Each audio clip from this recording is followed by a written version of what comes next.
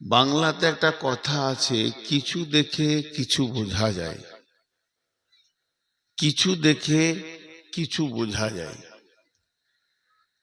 এর অনেক উদাহরণ আছে, উদাহরণ দিলে দেওয়া যায়। কিছু দেখলে কিছু আইডিয়া হয়। আপনার গ্রামটা কেমন আমার আইডিয়া আছে, এলাকার মানুষ কেমন, কোন মাইন্ডের, কিছু দেখেছি আমি। আমি কেমন মানুষ আপনাদেরও আইডিয়া আছে। যে লোকটা খুব বদমেজাজি, রাগী, সবাই বলে, খবর যায় আমার কাছে। তো এই জন্যে বলে কিছু দেখে কিছু বোঝা যায়। সকালবেলায় মারুতিটা নিয়ে বের হয়ে যাচ্ছেন। আমি জিজ্ঞেস করলাম, ভাই কোথায় যাচ্ছেন? বলে মেয়ের বিয়ে দিব, তো একটা ছেলের খবর পেয়েছি, যাচ্ছি কালিয়াগঞ্জ পার করে ফতেপুর এলাকায় ছেলে দেখতে। বিকেল বেলায় ফিরলেন, জিজ্ঞেস করছি খবর ভাই? না, দেওয়া যাবে না, দেওয়া যাবে না। আপনি কি আলেমুল গায়েব যে ছেলেটা বদ না ভালো চিনলেন কি করে? কিছু দেখে কিছু বোঝা যায়। ছেলেটাকে দেখে, তার আচরণ দেখে, তার চলাফেরা দেখে আইডিয়া হয়েছে ছেলে ভালো হবে না। এর জন্য আলেমুল গায়েব হতে হয় না। একটা ছোট্ট মতো উদাহরণ দিলে আপনি বুঝতে পারবেন। আমার উদাহরণগুলো খুব অ্যাপ্রোপ্রিয়েট। শহরে অনেক পাগল ঘুরে বেড়ায় না, একটু ইশারাই বলবো, বাচ্চা ছেলে আছে শহরে, অনেক পাগল ঘুরে বেড়ায়, মেন্টাল রুগী, লাওয়ারিস কেউ নাই, আছে তারা খোঁজ নেয় না। তার পাগলি ঘুরে বেড়াচ্ছে। তো পাগলিটা প্রেগনেন্ট হয়ে গেছে। শহরের ছেলের মাথা খারাপ, কি ব্যাপার, এই জঘন্য কাজটা কে করলো?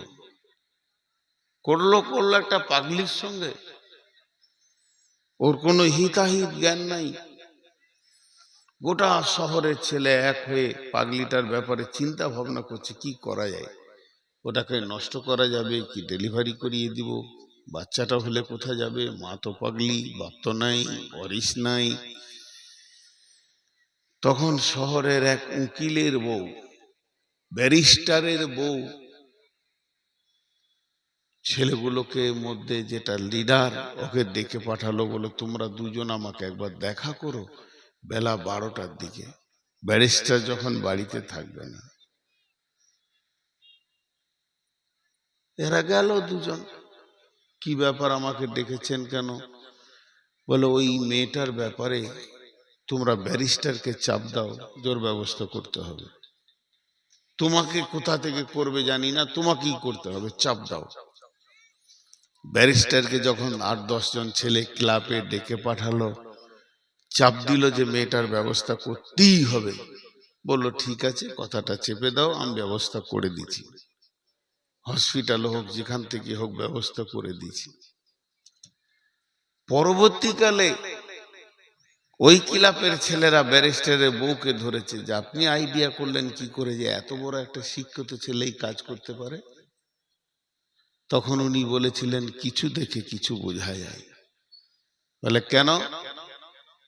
তো ব্যারিস্টারের খৈনি খাওয়া অভ্যাস আছে, ভাতের পর খৈনি খায়।